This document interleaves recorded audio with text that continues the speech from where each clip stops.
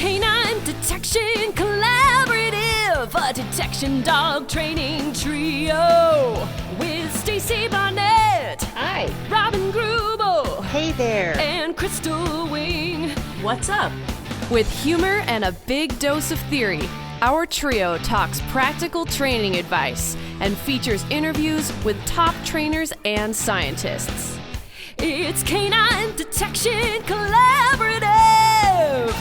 Hello, everybody. Welcome back to the Canine Detection Collaborative. I'm Robin Greubel, and I'm here with my super amazing co-host, Stacy Barnett. Hello. And Crystal Wing. Hello, friends. And we have been having a lot of conversations off air about all sorts of things. And then at some point, we actually are like, well, you know what? Maybe we should record because we're pretty sure that a lot of us have this problem. And Crystal, because she's amazing, is like, oh, hey, I found an article. And what we're going to talk about today is setting boundaries. And it is one of those things that could probably turn into this like 10 episode sort of thing. But we're going to concentrate on setting healthy boundaries for us, because we might do another one that's setting healthy boundaries. And I'm sure we'll cross over for our dogs. That's next. That's next time. We could have several just for us, I think. Yeah, I think so too. And, you know, it's one of those interesting things that I know Crystal has to set really good boundaries because she works with a lot of high school students. And Stacy and I, as entrepreneurs and small business owners, and I know I'm a people pleaser. Oh, yeah. Same right? Here. Yeah. Yep. Wait, what is that? I don't know. Oh, be quiet, Crystal. As we often couch her to just say no. As it's really hard to say no because we enjoy helping people. We're helpers. We're givers. We want to help. Yes. And so I will share one of the things that I have done is that I have actually started blocking out time on my calendar that literally says block for me. I like that. And it is, I don't schedule that I have to do training. I don't schedule that I have to do anything. It's just blocked for me so that whatever has come up or I need to spend, if it's 4 hours of quality computer time that I need to do, that's what I do during that particular time. It's really hard because then I also try and shut off Facebook. That's hard. Yes. That's really hard. I also mute my phone every night when I go to bed. Oh, My phone gets muted. I don't mute mine because I'm so worried that family will call and. Mine sits right next to my head. Okay. And I can hear it vibrate if somebody's calling. Okay. Because I have a killer case that is uneven. That would never wake me up. I'm dead. No, you're talking to the person who can tell that the donkeys are braying funny through the window. Oh, yeah. Yeah. Even with a pillow on her head. Wow. So anyway. I did learn a little hack if you use Messenger. You can put a little slash at the end and then it will send it to the person, but it won't notify them. So it won't like buzz or anything. So I've started to use that so that I don't bother people after hours because that's when I get all my ideas. So I know, Robin, you're a morning person. You're always like, can we do this in the morning? And I'm like, but I'm just now getting the ideas and it's 10 o'clock at night. And you're like, I'm going to bed. Like tapping out, turn the it into a you pumpkin. already said, yeah, you said the boundary this summer. You're like, we're not staying up late and talking all the time. And I'm like, but that's hard. Like when you have people that are really like they're night owls and that you collaborate that are like morning people. And then you have people like me that just don't sleep. Yeah, it's 8 p.m. is like when all my ideas really start to hit. And I think it's because I work all day. And so then at 3, I'm dead. Like I'm having to take a nap in the middle of the day. I don't know who I've turned into, but that's who I am now. It's okay. And so that's something that I'm learning about myself. And I'm crashed. I've given everything I can give at school. Yeah. And I can't function anymore. So I take like a 30-minute nap and then I'm good to go again. And it feels like at 8 o'clock is when I hit that second, like, okay, now I'm outside of school brain. I'm in my space and I'm in that creative place. And I like from 8 to like 2, that's my ideal. Oof, like I could make so much stuff. And then like around 2:30 is typically when I get tired. But then my alarm hits at 5:30 and now I'm rinse and repeat every day like this. So no reason I need a nap at 3:30, you know? Oh, Well, so that cycle's not the healthiest, but it's well, what I am. except your body is telling you, hey, I need to sleep. So, Yeah. So I'm not complaining about the nap, but it's at the same time, I wish that I could get my brain to be that creative place earlier than 8. But I need that little bit of downtime before it hits. And then it's, yeah. But also, though, kind of setting that time aside for you, that's a form of a boundary, right? Yeah. I don't really have options. Well, no, but it really is. It really is. It is for sure. It is. Yeah, it really is.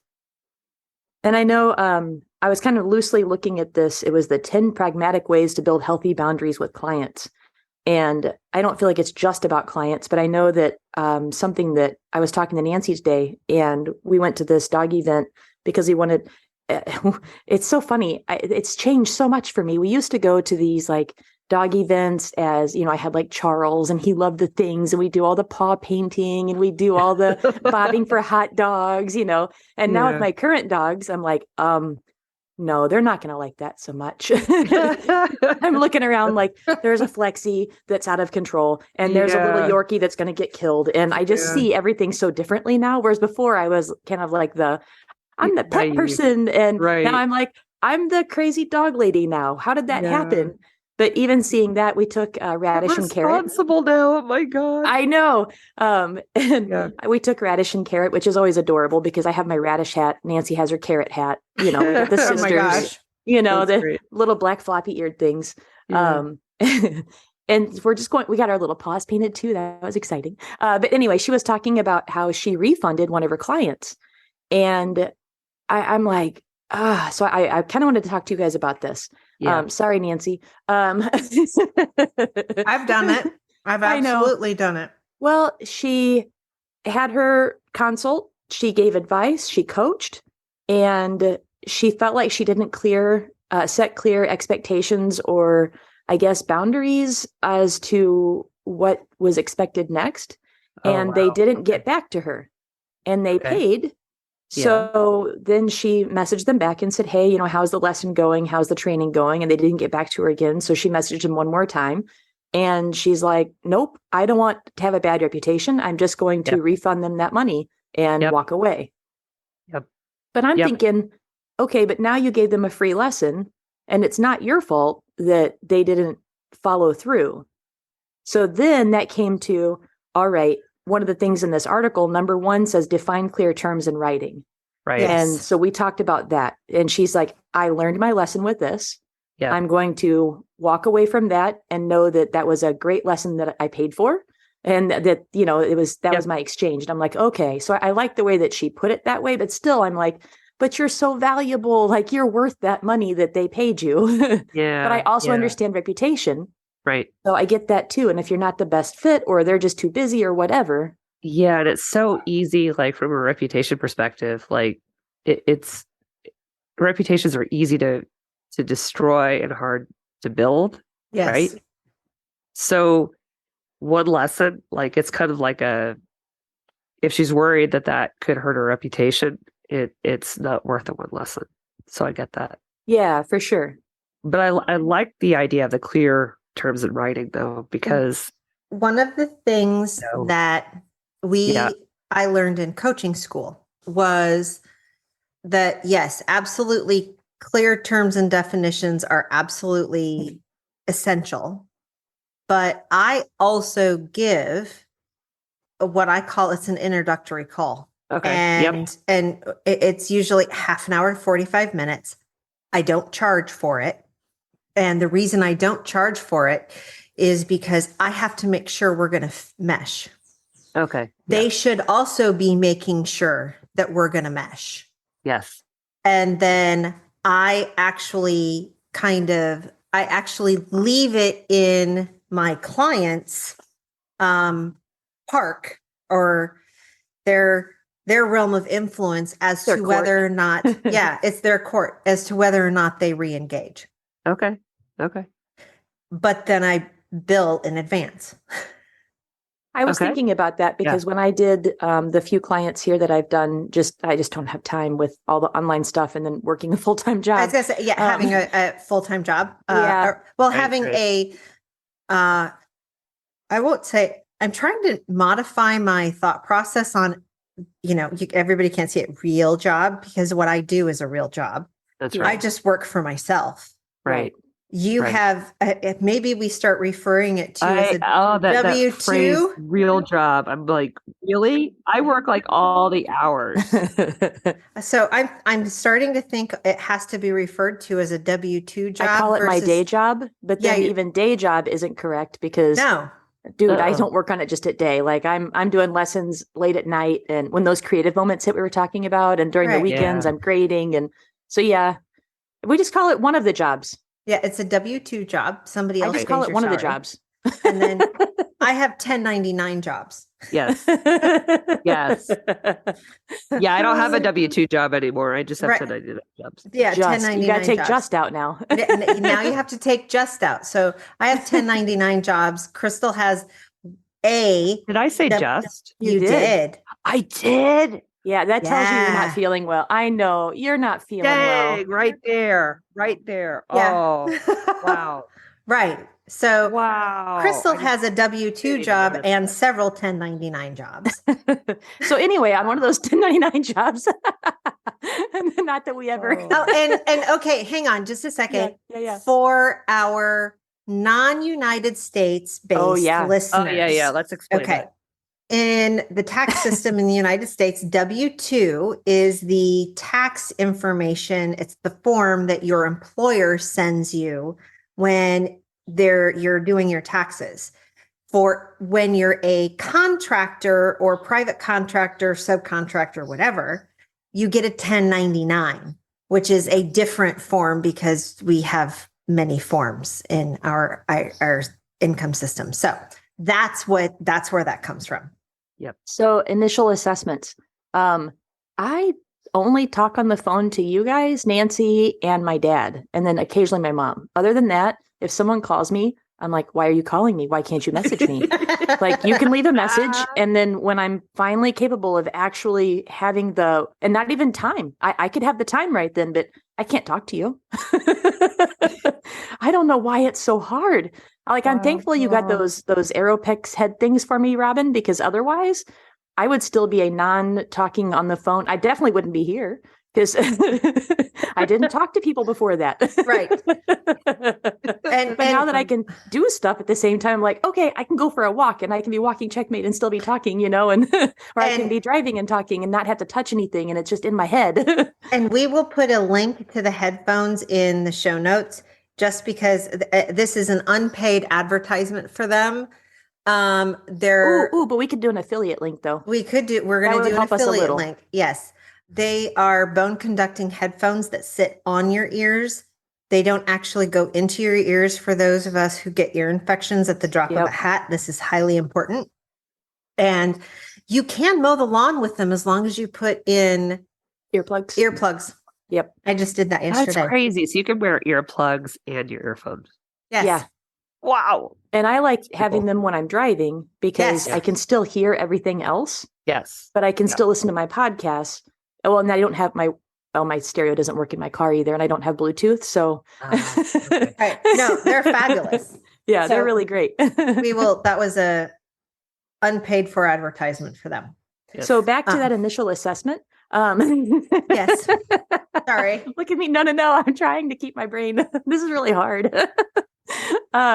So I was really struggling with that because I'm like, I'm drive to somebody's house and I want to just get a feel for if we're going to be a good fit or not. Yeah. I don't want to not get paid for the driving and the time and the thinking and the assessment. Yeah, but I don't want to do a phone call either. Do a 15-minute FaceTime or something. That's worse. Nope. No. Okay.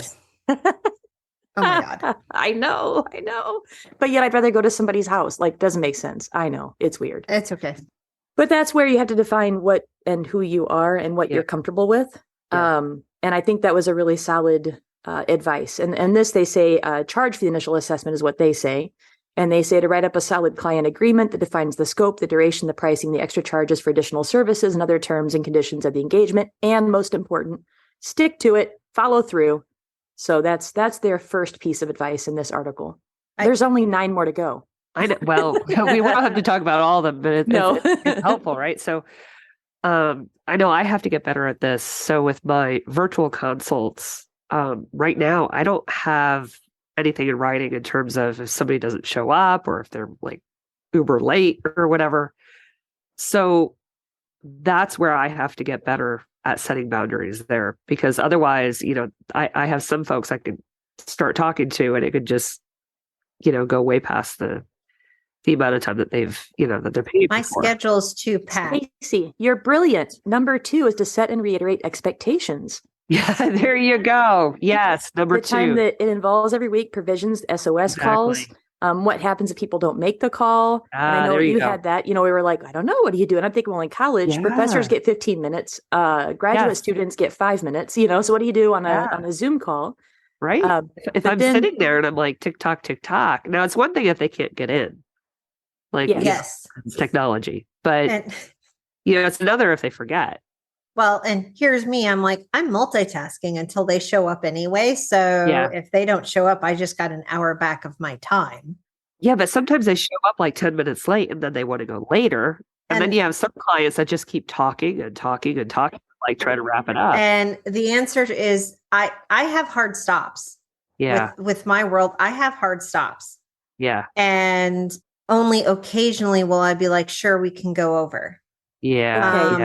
I've got one I need help with. But okay. I feel like I become friends with my clients almost instantly. And then I'm like, I just want to keep talking to them and I enjoy them. Yeah. That's hard. That is hard. I mean, because it's, and then No I lie. feel like, well, I don't want to charge them because I think you're so wonderful. And I'm like, yeah, come do everything for free and just come train with me and be a buddy. And then I'm like, but I don't, it's just time then I don't have for other stuff that I should be doing in order to make a living. Yep. But I really like these people and I like their dogs and I really want to help them. Tough. What do you do? And notice the lack of advice from the other people on the phone. I know. I'm like, got nothing. Yeah. Yeah. I mean, because now I'm like, I feel like I'm messaging and chatting with a bunch of people. And then I'm not training. Like I'm not training at all. And it's terrible. And I miss training and I don't have time for it. And then I'm not sleeping. And then so everything starts to snowball. But I love these people and we become friends. And then I want to chat more. But then my other friends that I have in person, I'm neglecting them. Oof. And like Stacy and I, we hardly ever get to chat now. And it's a lot because I'm chatting with other people. And then I miss chatting with you. And then I'm like, there's only so many I chat people. with both of you while I'm doing chores, which I'm pretty sure is annoying. But it actually makes me feel like, oh, there's the donkey. I know, me too. But you can always tell you're like, yep, doing chores because you hear the or whatever it is. It's the gates. The gates are the only thing that the gates are the. I'm like, oh yeah, let's get some oil on that gate. Yeah. WD-40. There's one I think by the barn that gets me, but whenever, especially Lafayette, I think is the one. Yes, that says hello a lot, or is that Caleb? Maybe I don't know. They both do. They're very chatty, but it's one of those things that I have a hard time too because I was just doing something and I realized a friend of mine from overseas sent me a voice chat probably a month ago. Wow. And I saw something of hers pop up on Facebook today. And I'm like, oh my God, I'm a horrible person. Oh. Okay. So that's something else that I really struggle with. I have a client right now that I adore and I super want to help, but we're using a Google Doc, which is not what I typically do. Oh. And so out of sight, out of mind. Yes. And so then because of that, then I'm setting reminders in my phone because you should see how many reminders I have. But then I set the reminder, but I can't do it at that moment. Yeah. And so then it's a week later And then So- yeah. she's so nice and I have no Yeah. deadlines. And because I have no deadlines and she's so nice, Yeah. I keep not doing it. And I love her and I want to do it. And we had a beautiful chat and I love her so much. I'm like, oh, What I have started actually asking my clients, which is, I don't know if it's good. I don't know if it's bad. They seem very receptive to it. But I have told them that if I don't respond to their stuff within 24 hours of them posting it, Yep. they need to poke me. but so many people too feel bad about that. I give them permission. Yes. I do too. Yeah. And if Yeah. they Yeah. don't do it, I then try and hunt them down and be like, why are you not like, Yeah. Accountability is part of the whole thing. But Yeah. seriously, I'm so late and so far behind. I just want to send her all of her money back and then give her all of the coaching for free because I feel so badly that it's taken me so long. So you can also discount a couple of hours going forward, Yeah. right? Yeah. There's options for you to do that. You don't have to send money back. Welcome people to Business 101. Right. Right? That's right. Kind of went from boundaries to business. Right. And because Sorry. I was been tardy in some of this, I'll give you 2 hours for free. Yeah. And you I- can absolutely do that. Nobody says that you can't, but that also goes back to knowing your boundaries and knowing your worth. And Yes. Well, and that's because I've taken other stuff. Then I get overwhelmed and then I forget. And then those down moments we were talking about earlier that I had plenty of time to do it. I couldn't do it because I couldn't. you're I just couldn't. exhausted. Yeah. Yeah. I'm flat out exhausted. I Yeah. mean, I think everybody should know that we had this big, huge negotiation tonight about just doing the podcast. doing the podcast in general Yeah. about, Stacy's like, I need an extra half an hour because I need my antihistamines to kick in. Yeah, my allergies are like kicking. And in. Right. you needed to submit your homework to your class. Right. Yeah, I had a workshop and I'm like, I want to be able to take this quick video of powder because I don't want to have to pay for the workshop and Not do get it. feedback. And I'm Yeah. taking 3 classes right now and so far behind that I feel like I can't even ever get caught up. Oh my Yeah. gosh. And I'm at the point where I was like, I'm trying to fix dinner and I pretty much set off the fire alarms. But That's so Um, easy there though. I know. It is. I Go actually put figure. a shirt over my fire alarm when I cook Well, all of Robin's are wired together. because it just like they're so sensitive. Yeah, all Yeah. of mine are wired together. So if one goes off, the whole entire house goes off. Yeah. And then Y tries to escape and tries Yeah. Oh, to poor go guy. everywhere. it's the worst. Oh, Let's he's gotten so bad. I hardly ever cook with my oven, but I have to clean my oven. So when I put something in there, he's already like, "How do I get out of here?" I'm like, "It's not even heated up yet." He's like, "I don't care. You're scary when you cook in the oven." Oh. And then he's like, "How can I get out of here?" And I'm like, Stacy, Dude. you're a genius at bringing up the next topic because the next one is say no when you need to. Yes. Look at And that's that. exactly what Y is doing. He's like, no. No. Yeah. Just You're Yeah. starting no. that oven. Just no. Absolutely No. not. You can only cook on the stove, Mom, or Yeah. your air fryer. Or I'm That's leaving. It. I'm leaving. Yeah. I'm out. Stove, air fryer, microwave. That's it. We're banned from the oven. I saw a meme the other day. I probably print it off and tape it on my computer. We need to make being not busy okay. Well, okay. That goes back to the beginning, though. It's not about being busy. I don't think none of us strive to be busy. The 3 of us do not strive to be that way. No, But what is our problem? we can't say no. But it's more than that, though. We really want to help. I mean, We do. so it's not just about saying no, but it's that drive to help others. Yeah, and we get all these great ideas. It's like, ooh. It's like, Yes. hey, Let's do stop, the I wanna thing. that. Yeah. Let's do Yeah. this, let's do that. yeah, Yeah, This And is why I then- currently have 3 1099 jobs. right. Yeah. I think I have 2 of those with my W-2 job. Yes, you do. But that's on this say no when you need to advice. They're saying that I say no when I need to in a positive manner. So I wanted to kind of start there. When you have had to say no, can you think of some of the positive ways you've done that? A positive way. I do feel bad when I have to say no. Like, I have not flown anywhere for a while to teach seminars. And I feel bad about telling people no, that I can't do that right now because, I've got the whole like pet care situation. I've declined. But I love getting asked. I love getting asked. I love getting asked. I've declined lots of seminars. Yeah. Because I can't travel at the moment. Yeah. Because of farm stuff, puppy stuff, all of the stuff. Yeah. And like you, Stacy, I have to hire a farm sitter. I have to, well, yes, I have Joe, but Joe also has a W-2 job. Yeah. Yeah. So it's a thing. I was talking to Joe Rosie a couple days ago, and she was like, come on over to Spain, let's train. And I'm like, I would love, love, love that. First, it'd probably be my life savings to do it. So that wouldn't be the easiest. But then it's the, how do you get the dogs taken care of, and then balancing the time. But what a dream. What a dream to have like an all bitey girl conference, with like Joe and Kelly and Denise and, Sarah and Shade and, just get all the people together and just go. Oh, it'd be amazing. But the logistics are crazy. Yeah. Yeah. But what a dream. But then there's also the flying thing overseas. That's terrifying, but whatever. That's just me. No, I have some great people overseas. I'm such a chicken. I absolutely love, I've been to Scandinavia quite a few times. And let me tell you, there are some great people over there. Love them. They're Even awesome. Locally, I have an opportunity to teach some pet classes that I think would really give me great advice, a great experience for some different breeds of lower drives, and it's just some great experience. And it's just 5 minutes from my house. Yeah.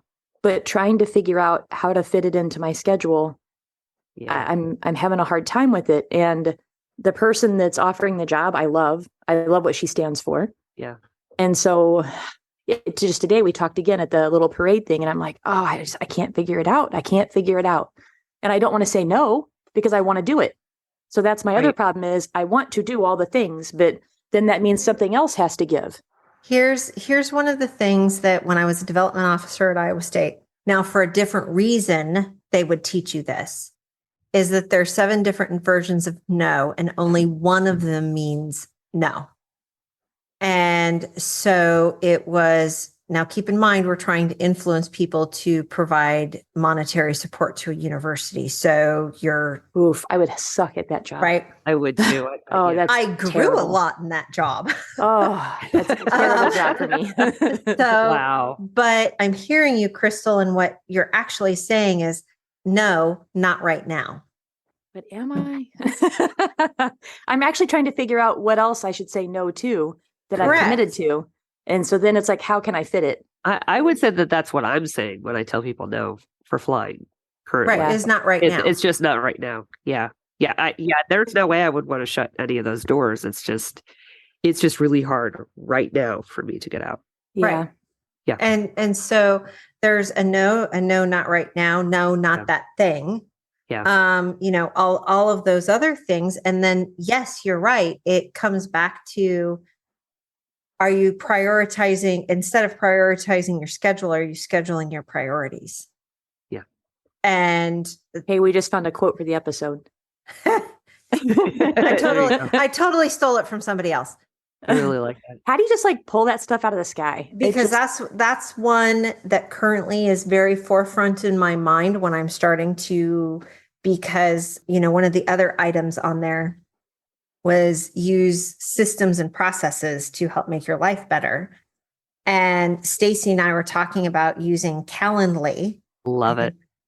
Which allows people to come in, clients to come in and schedule when they want to pop onto my calendar. Yeah. Well, it's really important for me then to A, keep my calendar up to date. Yes. And B, if I need to train or I need to do computer work, I have to schedule my priority of blocking off my time. Yeah. And so then it has been, I'm now scheduling my priorities. So I've been doing with Calendly where it creates a unique link. Yes. So they can only use it once. Oh, I've got one where they can go in. It's the same link and people can go in. Oh, Hey, yeah, I spend have it. some It's like time. a single use. Oh, Yeah. I'm not that cool. Because I'm like, nope, usually one session. We'll figure it out later. Yep.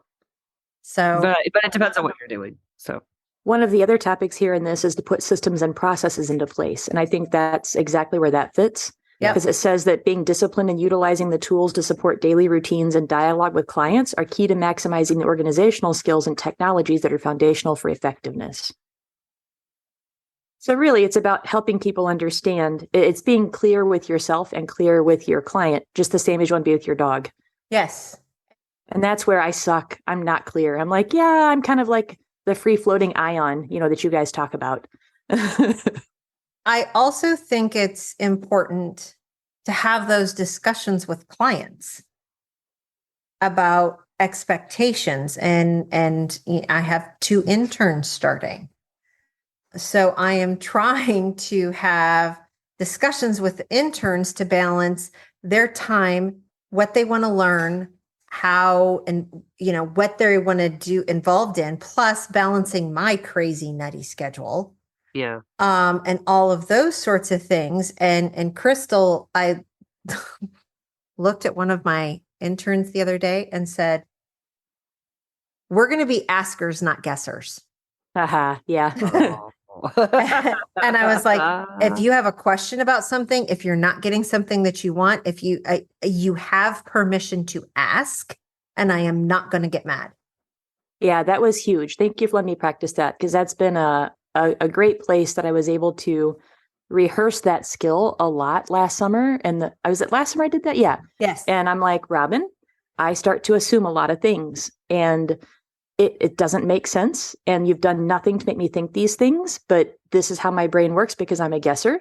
So I need to be able to just ask you and trust that you will tell me. Yes. Because when you spend that much time together, there's always that concern that it's like, it's too much in somebody else's hair. I know that I can be a bit intense because I'm like thinking, content creating, let's go, let's problem solve, let's train. It's like dogs. And fortunately, you're the same. So I know, I'm like, what's wrong with that? It's like, but I didn't quite know if you were quite as extreme as I was. Probably not, because I also value sleep, I think, more than you do.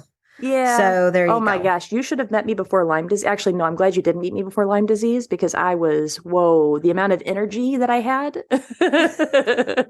It was extreme. Like I couldn't walk. I had to run. I had to run. It was too much. And so, yeah. Wow. So it's, yeah. Woo. Something that it was in that say no part that I wanted to go back to. It says that I set the expectations from the get-go, and by communicating them effectively, I think that's a key word, effectively, I show respect, trust, and credibility in myself and in my clients.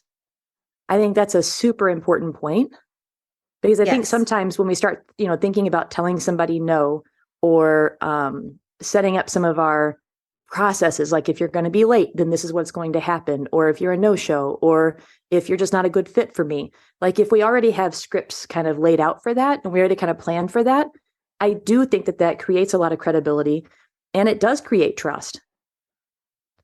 I don't know. What do you think? I wanted to highlight that point. Clear expectations, because here's one of the other things that has actually helped me in my dog training is the understanding that anger often stems from unmet expectations. Yes.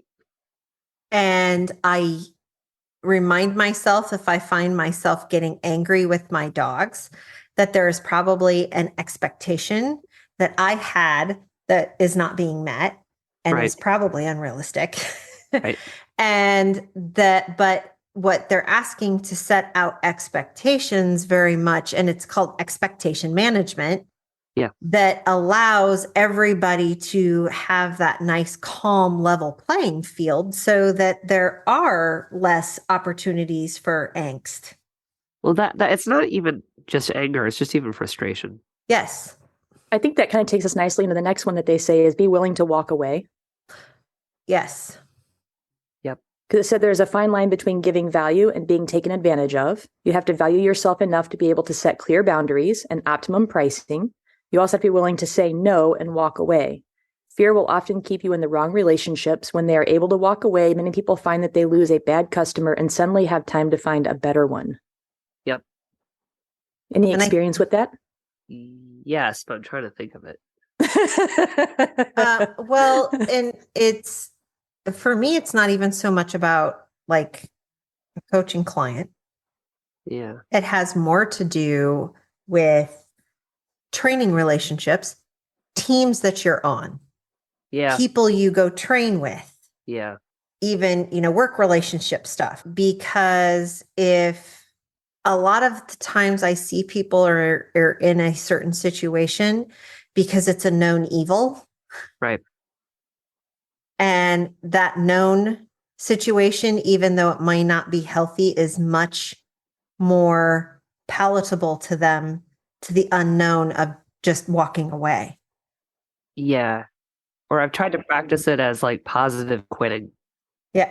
Positive. It's like you're quitting something that you just it's not good for you. You know? Yeah. It's hard. Like You just quit that. Yeah. That's hard. I've got one that I think I need to be sensitive about this because I don't want to hurt friends' feelings. So go back to the asking and guessing. Yes. If anybody hears this and you think that I'm talking about you, you can ask me, I guess. Please do. Do you like what I did there? You Yes. can ask me, I guess. Yeah. So for instance, have you had, because I have this, some people that maybe you've had encounters with, or even strangers, and they will message you wanting lots of free advice. Oh yeah, I don't do that. No. And so I think that's where I have to be better at walking away, because I have several people that I kind of don't know how to say that kindly. Yeah. And so if you have advice on that, I refer them to my consults and I'm like, you know what? This is a long answer for it seems like a short question. It's really not. And hey, by the way, I offer these consults and you can sign up right here. And because a lot of times people get into like the taking mode. yeah, And honestly, if they believe that they can get it for free, they don't want to pay for it. And you know what? I and all of us, right, Yes. are way more valuable than that. People also don't value what they don't pay for a lot of times. So I just say, hey, look, here's my link. If you want to, and if they're serious about getting help, they sign up. And if they're not, why does it feel icky? But it's business. You have to be able to feed yourself. You have to be able to pay your mortgage. You need to be able to feed Checkmate. Yeah. Yeah. He eats a lot. Yeah. Actually, it's Radish. Radish is the Right. Well, but you got I got you. You have 3 mouths to feed there. Yeah. Right. And Well, 4, including hers. Well, that's true. But you know what I'm saying? It's like that's just like, I always answer. I'm like, you know what? That's probably a longer answer than I can give you right here. And here's the link. And if they really don't value what I'm doing, they won't sign up. Well, and I absolutely agree with Stacy. And one of the things that I've done, I've started to do is, I totally understand what I will give them maybe 5 to 10 minutes.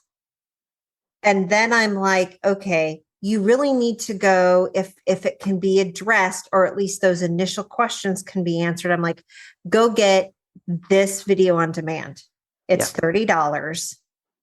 Yeah, you have that though. I don't. I mean, I've got my online class. Yeah, you've got your online class, but what you'll also start finding out is the same questions kind of keep coming up a lot.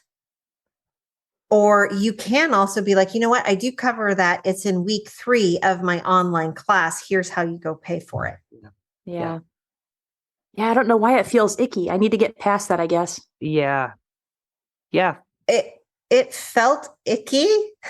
It actually felt icky for a while until I realized that if I continued to answer all of these other people's questions, I was never going to get the chance to train my dogs. And it devalues what you do. It devalues what you do. that's what I keep running into. It's like I'm spending so much time Yeah. responding and answering and helping. And then it's that other little, I think it's okay to say a time suck, because everything is kind of a time suck in a certain way. So not mean as a connotation. Agreed. Yeah. Uh-huh. Well, it's how you're choosing to spend a finite resource. Yeah. And I think the older I'm getting too, I'm really feeling that time crunch. Yes. Oh, stop it. Because I think you're the youngest of the three of us. But I know. I'm not ready to reach to the computer and kind of throttle you there. So. I love you, friends. I love you, friends. I wasn't trying to offend you. That was not my intentions. But you both act so young. So oh my gosh. So, and it's really hard. I mean, I find myself counseling you to do this, but I'm also the person who will spend 20 minutes on the phone with somebody or be like, you know what, this is easier. And actually what's happened is if people send me a question that I'm like, I can answer this question in 5 minutes on the phone, or I can spend the next 20 trying to figure out how to type it. Yeah. I'm like, you just call me. Yeah, but you have that on your side. I got over it. I know. I'm like, this is voice text. I hope I don't cuss you out. I've had some interesting ones lately. My voice to text doesn't work really well with the mule and the headphones. So there you go. Yeah. You ended up with one weird one today that you're like, I don't understand that. Yeah. I'm pretty good at it. But that one I was like, no, you got to help me on that one. And I think I was stuttering too. So that didn't help. Oh. But I think that, and it's really hard because when you start thinking about, we've said, your time is worth more than that and all those sorts of things. That's a personal journey on getting to that point that you're like, you know what, I can't afford. And it's not even, I can't afford money wise to spend all of the time answering all of these things. No, it's time wise. Yeah. It's time wise. It's your time. Yeah. It's your time. I'm reading this again, and it says, when you're able to walk away, many people find that they lose a bad customer and suddenly have time to find a better one. And that takes me back even to the beginning of the conversation when I said that I miss you, Stacy. I know. So when I'm investing this time into people that are asking questions for free that I'm not really that invested in, it is taking time away from the people that I love. It does. And so this is, so I need to really think about that if I spend this 10 minutes doing this, and I know 10 minutes doesn't sound like much, it adds up. It's been adding up a lot. And so I don't want to make people feel bad that have asked questions, and I don't want people to not want to ask questions though. So then that's where I feel like it's a delicate balance, because like Robin and I, we would never been friends. Stacy and I, we would never been friends, if we didn't start asking questions and chatting. And then but okay, here's a but for you, because there's the whole, sometimes there's just conversation where it's equal part, like parties are kind of both giving, right? Then you have those situations where you have one giver, one taker, and those are the kind that start to suck your soul out, right? Versus just like more of a cooperative. Do you know what I mean? Yeah, no, I hear you. That makes a lot of sense. Correct. That makes a lot of sense. Yeah. But it's interesting because I don't know if I felt that way when I started talking with either of you, though. Like I'm a giver, but didn't know that if I had the level of being able to give. And so I know I have friends that feel the same way. And so like when they talk and they chat, they're like, thank you so much. And I'm like, no, we're friends. Like this, we're, So I get how they feel because I felt that as well. I don't feel that now. No, but I'm also trying to think back, and I'm like, we were talking about like how adorable Radish was.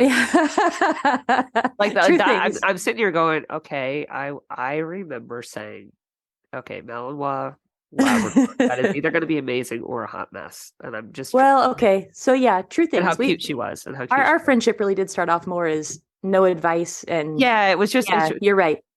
I'm like, that is a cool little puppy. Yeah. And Robin, because I was taking her class, then we took it offline because some of it was a little bit sensitive and I didn't really want to share it with the rest of the group. Well, and then right after that class, we went to Muscatatuck, and you're like, "Hey, can I be in your group?" And I'm like, "Sure, whatever." And that was hilarious because I was your fangirl and you didn't know it. And then because we're like at that point, air quotes, friends, then there's the other group of fangirls that came over to me to find out if they could talk to Robin. And Robin shows up like looking hungover with no makeup. Yeah, it was just one of those. I'm like, I just drove 8 hours. Okay. But the fact that I went from being fangirl in one weekend to then being friend was like really awesome. So yeah. I'm like, sure, I'll follow you around and take pictures. Yeah, that sounds like fun. Can I please? But I like taking pictures. So right, exactly. That sounded creepy when I said it that way. And then you're there with your murder van. So it's like, this is my van. That sounded so creepy. Yes, I drove in that. Yeah. It is funny now, though, because with Muscatatuck, that's what I do. I go and take pictures now of everybody. So you do. Yeah. But I think it's really good. Oh, thanks. You're really good. And, Crystal, we were actually having a conversation that you picked something up, because one of the things that we really struggle with when we're here at the farm is boundaries. Mm-hmm. Yeah, with the students especially. Right. Because we don't get to train our dogs. We don't get to train our dogs. We've been up until 11 o'clock at night training in our garage. I was shocked when I still have to plan the next how day. late you guys work. Yeah. I was like, you got mad at us. You did. I did. I'm like, you guys have to, and I told you guys have to have some boundaries here. Yeah. You did. And so we're listening to you. We are. And so we actually started having some discussions on how are we going to set it up so coming into this next seminar season, and the classes we have going on in distraction camp and those sorts of things, we need to have boundaries because our dogs have to get worked. Yes. Okay, and I need sleep. Can I share our suggestion? Yes. So part of it, I really liked the seminar I went to. They started the day with working their own dogs, and so you could come and watch them work their dogs, or you could show up the 45 minutes later. But it made it as part of the event, and it created this experience that I go and I watch and I observe, and then they would give feedback about their sessions, and then that would tie into the Q&A for the day, which then led all of the discussion and the education for the day. And so working, because I think I've always had the feeling that the instructors shouldn't work their dogs because it's taking time away from the students. But really, if you reframe it, the students can learn so much from watching us work our dogs, and we get to show the mistakes and how we handle them and what we were thinking. And I think that can be so valuable for the students. So I'm thinking it also sets up a great expectation of that we watch each other. Yeah, actually, at my when I stopped off to work with Tazzy, right? And we worked my dogs, and then she brought out one of her dogs. So I got to see, because there were some concepts I had questions about how that was going to come together. And she brought out one of her dogs, and watching her work her dog, it crystallized. It was really helpful. And that's why I never understand, like at trials, I always like the stuff that's before the trial and after the trial, because that's when I see the training. So the trial was the test, but I want to see how they're doing it. I watch the dogs as they're prepping on the side and coming onto the field. What's their routine? I like to watch after the trial. Then they go over and they work on the stuff they need to work on for the next day. And some like really are intense, and some are like, well, we either have it or we don't. Yeah. And so and everybody leaves. I'm like, whoa, you guys, this is the best part. But I get it. People are tired too. And again, that goes back to the craziness. We don't have that capability in nose work, but that sounds really cool that if you could do that. Yeah, I love it. That's where I get so much, is from watching how people interact. And even if I don't have the instruction from it, I'm still getting so much. Well, and I think that might be one of the things that's really interesting about, I cut my chops in search and rescue, is that you conduct your certification, and then part of the debrief at the end of the certification is constructive feedback from the evaluators. Yeah. This is what we saw. We used to have that at our trials. Our judges would give us, basically we would have in the award ceremony, and I think it was probably modeled after the certification. Right? So the judges would say, look, this is what we saw. And it was so valuable. When COVID occurred, they got rid of the award ceremonies for a while, and that part went away. And now we have kind of an abbreviated, and we don't have the judges' feedback anymore. Oh, And I have to tell you, that is, for me, I got so much out of that feedback. I feel like it's just like that missing piece. I wish we still had that. I wish we did. Yeah. How do you bring it back? I can't. that's above your pay grade. Yeah, well, I'm not even in that pay grade. Like, it's just not. Yeah. I'm not involved in any kind of decision making, anything. I'm just a competitor. So Right. The narcotics and explosives and some of those certifications, the evaluators, unless they have 500 dogs going through the certification, but then you still get your score sheets. Yeah. And the judges will have written on the score sheets and stuff. Yeah. I mean, we get our score sheets up through NW3 anyway. And sometimes there's comments, but it might just be like, good job. Or good odor obedience. It's just, I remember when I started with a sport, the judge would go up and like, you guys need to do blah, blah, blah, blah, blah, blah, blah. There's, you're all, you're crowding your dog, and, your dog's showing you got to believe your dog, it's like, and basically telling us exactly the way it is. And it was helpful. It was really, really helpful. That's not a criticism, by the way. I know they're trying to get more people through, and it's just, it's a time, but it was something you miss. It's like with Mondio, we get a score sheet. Yeah, I just miss it. That's all. Yeah, we get a score sheet in Mondio that says exactly what we had, but like an IGP, it's up to what the judge tells you at the end in the critique, and they don't give you a score sheet. You just have points, and then you kind of just guess. Yeah. And that's rough. Like, I wish they would give a score sheet in IGP as well. Yeah. The good part that we have now, though, is that we can now video ourselves. Yeah. GoPro. I mean, we can't see like how we're handling, but we can see the dog. And at least, I'm competing at Elite and Summit. At least if I miss a hide, I could watch my dog in that area afterwards and see what my dog was doing, and did my dog give me any kind of indication for that, for the availability of that odor. So. Okay, guys, takeaways. Well, we only covered 5 of the list of 10, so we'll have to do another episode. Boundaries later. Episode 2 will be later. Yes. Yeah. My takeaway is that boundaries are a huge topic, and that I really need to do some self-work, and I need to realize that my priorities. I've got a lot of work to do, is what I'm realizing. That's my takeaway. I don't know. I you know what? Sorry, I'm trying to think at the same time as I talk. Sometimes that doesn't work very well. Boundaries is something that it's a little bit of, I think, a little bit of a journey that you go through, right? You have to kind of start thinking about how you really want to, what are your priorities, right? And the boundaries are kind of a way to facilitate getting to where you want to go, because otherwise you can get pulled in 12 different directions, and it helps you to stay focused on the things you want to stay focused on. I think through this conversation, one of the things that I learned is that I hang out with 2 very fabulous, caring people who want to help a lot of people. Who's that? I was trying to be sappy, and you just like, sorry.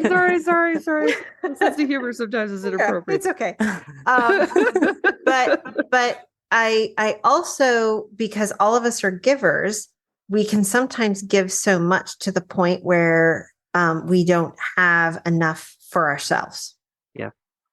And so one of the things that, like that, blocking those times on my calendar, I started feeling guilty. And I have even told clients that if you really can't find something in the schedule, text me, we'll figure something out. Because I know I have that wiggle room. And now everybody else on the planet knows that I have that wiggle room.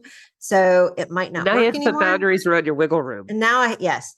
So, and I will guard it, because it's also the time. I mean, you guys, I've started scheduling training as okay, so guess what? Every Tuesday from 8:30 to 2:30 is training.